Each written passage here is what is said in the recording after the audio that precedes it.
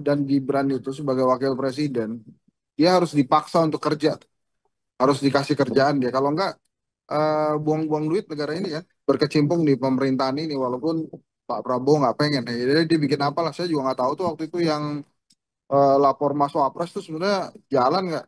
Kalau lapor Mas Wapres yang lapor ada, cuma nggak ditindaklanjuti kan percuma juga. Tapi budget buat nggak Wapres tuh besar loh.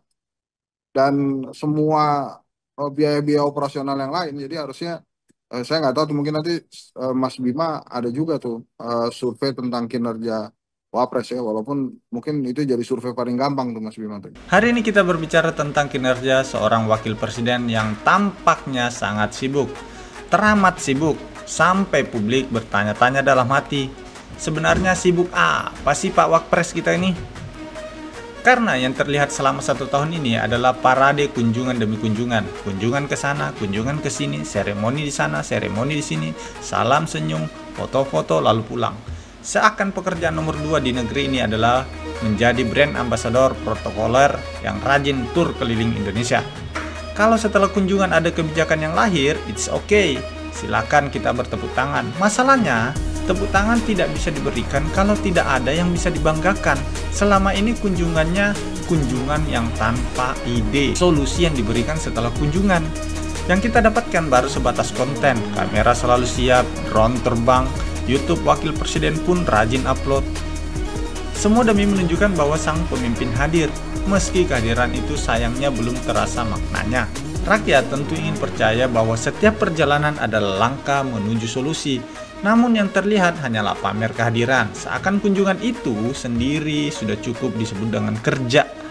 Padahal rakyat sedang menunggu kapan ide besarnya dimulai, kapan pemikiran visionernya itu muncul, kapan program berkelanjutannya diumumkan, atau minimal kapan ada tindak lanjut yang membuat kunjungan itu pantas disebut sebagai investasi, bukan sekedar jalan-jalan berbiaya negara yang dibiayai oleh anggaran negara, tetapi hasilnya nol.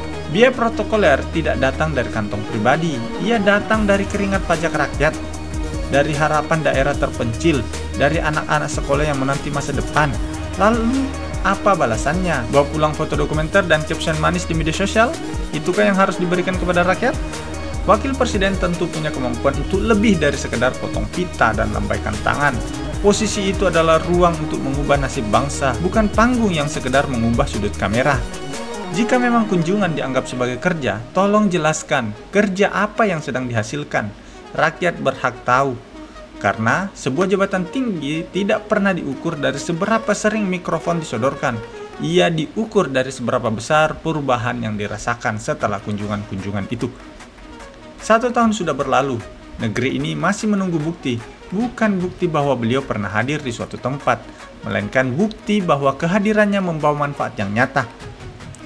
Kunjungan yang diikuti kebijakan, senyum yang diikuti solusi, kamera yang diikuti oleh kerja.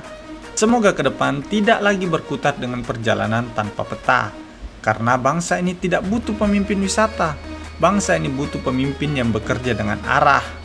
Rakyat tidak menunggu pemandangan baru dari vlog wakil kepresidenan. Rakyat menunggu perubahan yang bisa dirasakan di meja makan dan di masa depan anak-anaknya. Kerja nyata itu bukan jalan keliling-keliling. Kerja nyata itu meninggalkan jejak yang berdampak.